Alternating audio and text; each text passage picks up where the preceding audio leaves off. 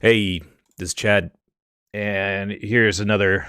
I don't want to call this one a rant. This is just kind of I don't know, fucking 2 cents. Um, when I've had several conversations already, and just through the podcast, and obviously plenty of more when it comes to menu development and creating recipes. And there's they teach the term to a lot of people. Everyone, whether you've gone to school or not, has heard it. KISS, right? Keep it simple, stupid. Don't have 32 ingredients on a plate. And some of that makes sense. And so a lot of people are going for flavors and plating. And early on in your career, plating is a lot more of a focus than it should be. I will always recommend develop the flavors, figure out how to bring them together, and then worry about the plating. Because the plating might also be a way to answer some questions of the what's missing. Okay. Usually that's a lot of potential to bring in some finishing elements, textures that help tie things together. All too often, people put together a beautiful plate of something, but it's not cohesive, right? And it might taste good, but it's not satisfying. And so this brings me to kind of what the real point of this is. And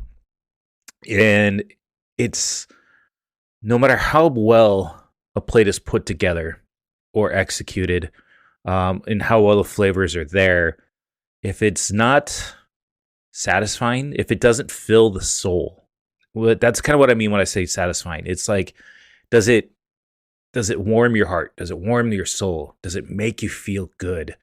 Those are big questions that are ignored way too often.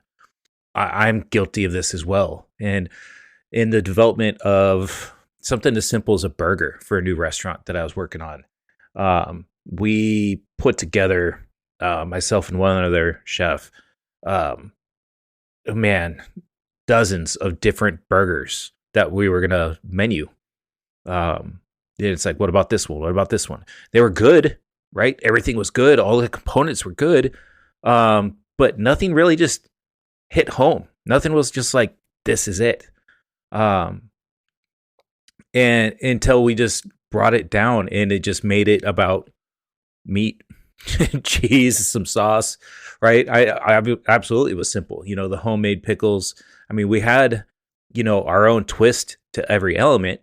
But it was so much more satisfying, and it was filled the soul so much more, if you will, than all these quote unquote gourmet burgers, with the smoked cheeses and the red wine demi melting over the top. And they were good, but it didn't do it. Another classic example of this is a roast chicken.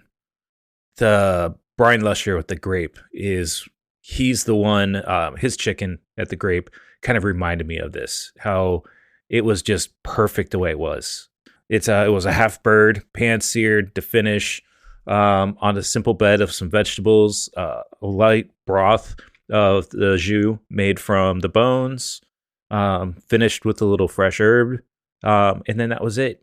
But it was so satisfying.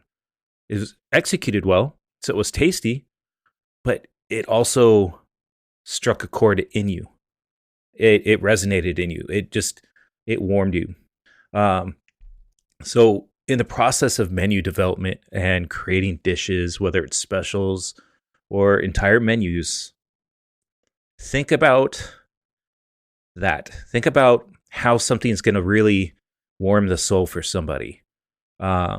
Now, I'm not trying to say get nostalgic, because that is way too specific to too many people. But how many times have you gone to a restaurant and ate and you're like, man, the food was good, it was great, but you never go back because you're not really sure why? It's like, yeah, the food was good, and you just kind of leave it at that, and you're like, I don't know. We haven't gone back. It's because it didn't warm the soul. It didn't warm the heart. It didn't make you feel good on a different level. And that's the power of food. I mean, food has power. So it's not just about art. It's about making people feel good.